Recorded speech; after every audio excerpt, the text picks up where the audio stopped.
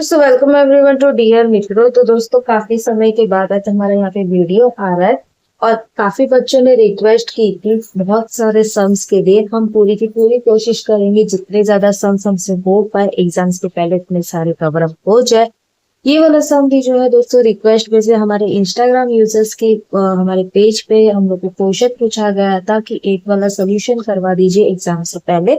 तो आज हम लोग जॉइंट वेंचर का क्वेश्चन हम 8 आपके टेक्स्ट बुक का यहाँ पे करवा रहे हैं। यहाँ पे हम लोग को ये Adam and Eve entered to joint venture of building construction share profit and loss in the ratio of 3:2.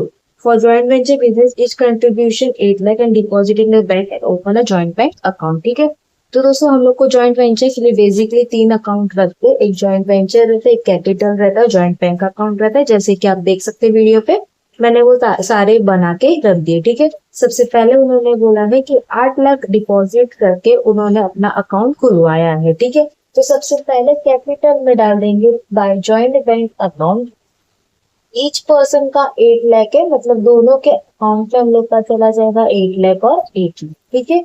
और यहाँ पे आपको अलग से डालना है तो अलग से डाल दो, या आप टोटल कैपिटल करके डाल दोगे तो भी चलेगा। पार्टनर्स कैपिटल अकाउंट कर दो, दोनों का मिला के हम लोग का यहाँ पे हो जाएगा 16 लाख। ठीक है।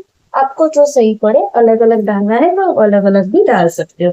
फिर आगे बोला है the contract price was agreed at 30 lakh, 80% cash में दिया है और बाकी का 20% जो है वो डिबेंचर में दिया है। तो 30 लाख का हम 80% कर लेंगे, 30 लाख का 80% कर दिया तो आ गया 24 लाख। ठीक है। ये कैश में पे किया है तो हम लोग यहाँ पे कर देंगे बाई कैश, कितना हो जाएगा 24 लाख बराबर।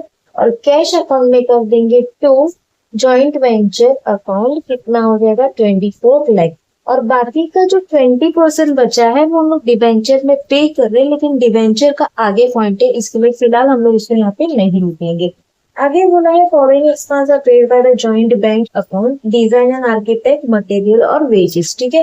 तो हम लोग यहाँ पे कर देंगे टू कैश अकाउंट, क्योंकि कैश अकाउंट से हम लोग के ये खर्चे जाते हैं। ठीक, तीनों को हमने अलग अलग लिख दिया। डिजाइन का हमारा दिया हुआ है 1 लाख, फिर उसके बाद मटेरियल का हम लोग को दे दिया 10 लाख, मटेरियल हम लोग को हो जाएगा 10 लाख। और लास्ट हम लोग का वेजेस जो है वो हम लोग को दे दिया 4 लाख, यानी टोटल हमारा हो रहा है 15 लाख का खर्चा। ठीक है।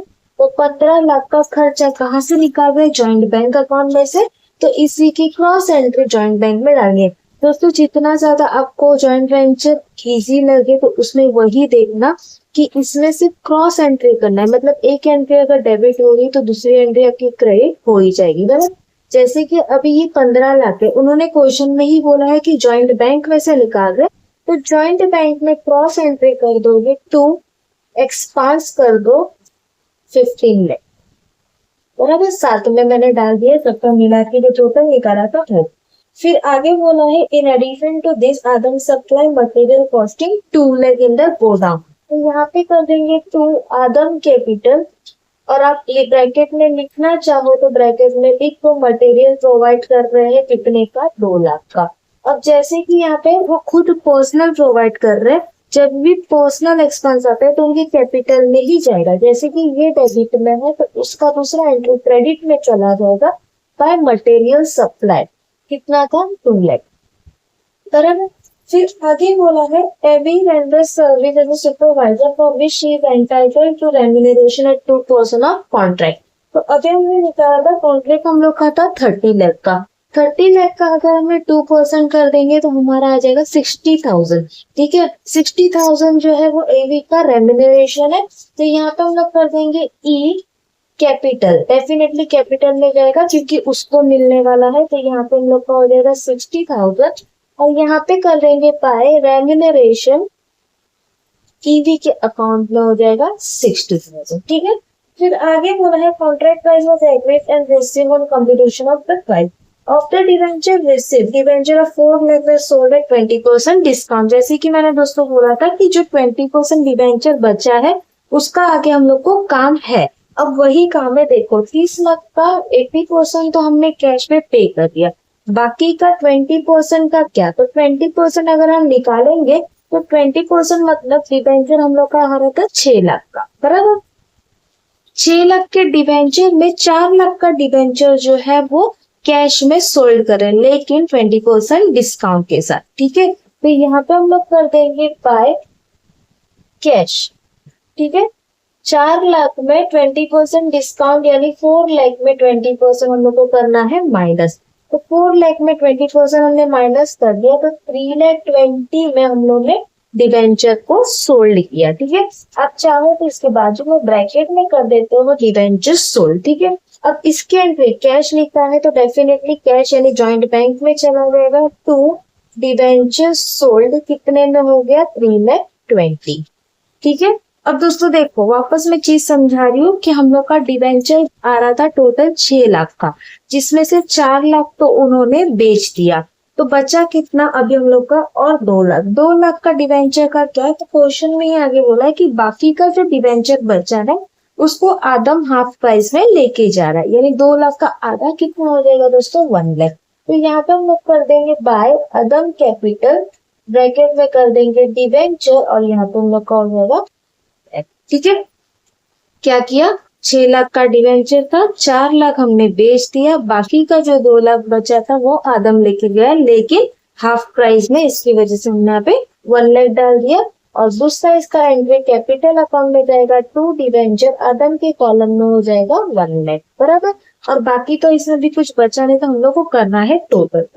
दोस्तों यहाँ पे मैंने एक 0 एक्स्ट्रा कर दिया है, ये हम लोग का 3,20,000 है। अब इनका टोटल कर देंगे 24 लाख प्लस 3,20,000 प्लस 1 लाख, तो हमारा आंसर जो है वो आया 28,20,000। ठीक है, फिर उसके बाद माइनस 15 लाख, 2 लाख एंड 60,000, तो हमारा डिफरेंस यानी प्रॉफिट आ गया 10,60,000। तो ये हमारा क्या हो जाएगा, जॉइंट वेंचर का प्रॉफिट, तो प्रॉफिट कर देंगे, बराबर।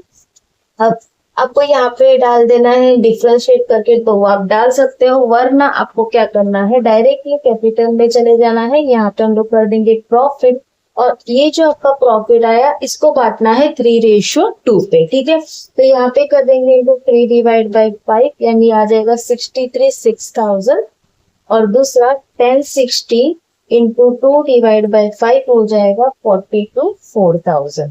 ठीक है, फिर उसके बाद टोटल कर देंगे कैपिटल के क्रेडिट साइड का, 8 लाख प्लस 2 लाख प्लस 63,6,000, ये आ गया 16,36,000।